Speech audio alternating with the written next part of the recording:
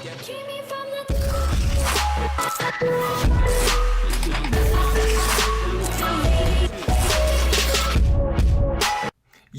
what's going on, guys? So we're playing some NHL 17 today. News just came in that Ben Bishop has been moved to LA.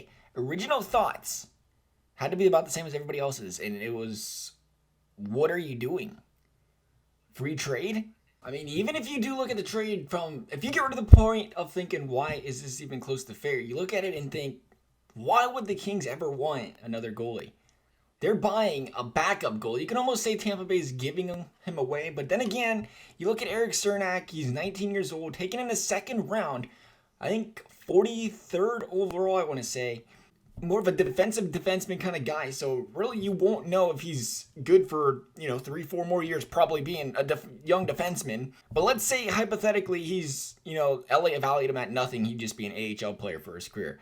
At that point, then you're looking at LA pretty much gave him nothing. Pretty much gave him nothing for Ben Bishop. Not to mention, there were reports Ben Bishop's salary was retained. Nothing was confirmed on any sites that I've seen, but I've heard reports Ben Bishop's salary was being retained as well by Tampa Bay. So at that point, Tampa Bay's just kind of giving away Ben Bishop. Yeah, that's about it.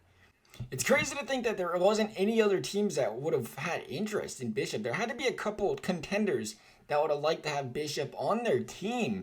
Clearly, the interest wasn't as high as some might have thought, though, because, like I said, unless there's something really big out of Cernak, they pretty much gave him away. They almost lost giving him away because they had to retain salary, too.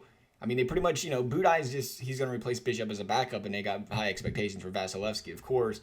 And Bishop, obviously, his contract ends at the end of the year, so there's kind of in a pickle there, too. That's understandable, where they had to get rid of him because they was going to lose him in the expansion if they kept him and Vasilevsky, likely. But then again, you can say that about a lot of goalie duos. But Bishop, Vasilevsky seemed like a pretty big one there. And they didn't get the opportunity to re-sign him. His contract was over with.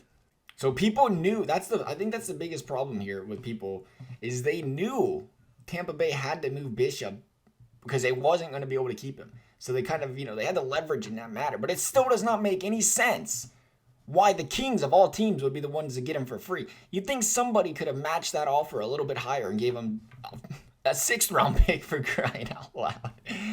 Like I said, though, we'll never know what Cernak is for 3 or 4 years to know how ridiculously bad the trade is for Tampa Bay, if he doesn't turn out. But again, you can't say ridiculously bad either, because you got to remember, Bishop's gone after this year. You have to look at it as something like that. But you also, as far as Tampa Bay is concerned, you have to remember you're a playoff contention team. But man, the LA Kings part, it's got me.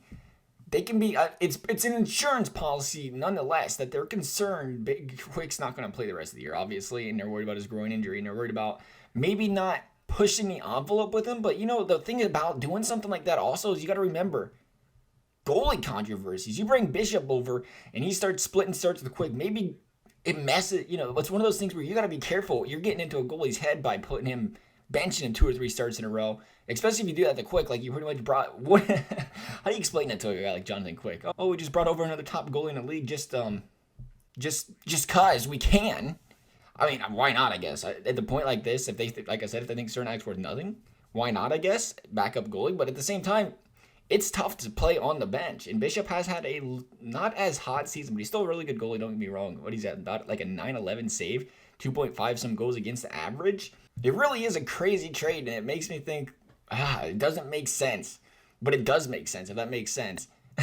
It doesn't make sense, but it does make sense, if that makes sense. You got that, right? You understood that? Yeah? Because here's the thing.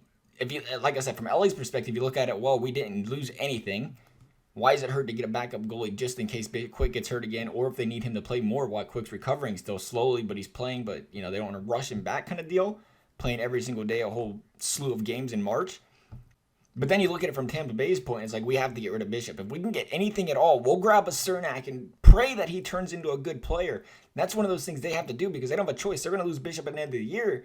But at the same time, like I said, you have to consider playoff team. It's one of those things that they have a lot of confidence in Vasilevsky, so like, we might as well move him.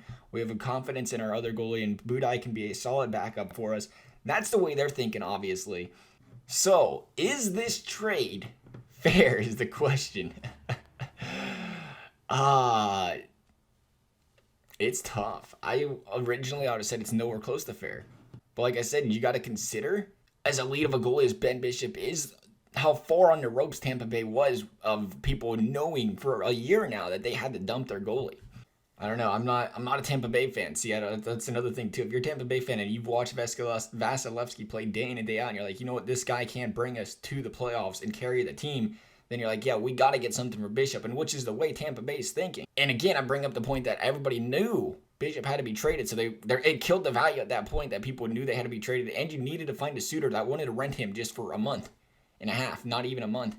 I don't know. I'm up in the air on the trade. Should I be up in the air? No, probably not, but I am confused about the trade still. I'm really confused on LA's part. But hey, like I said, they pretty much, in my eyes, I think they got him for free, so what do they have to lose? But as a coach slash player, I'm still very concerned about the whole goalie controversy thing. I don't like going into a playoffs having a goalie controversy. It doesn't go well. Anyway, guys, I'd love to hear what you guys think about the trade. I had to send this trade offer, but Tampa Bay's over the maximum organization thing. And clearly you can see that, you know what, I'll just throw in a random player here real quick. Find somebody that's worth like nothing, throw him in there.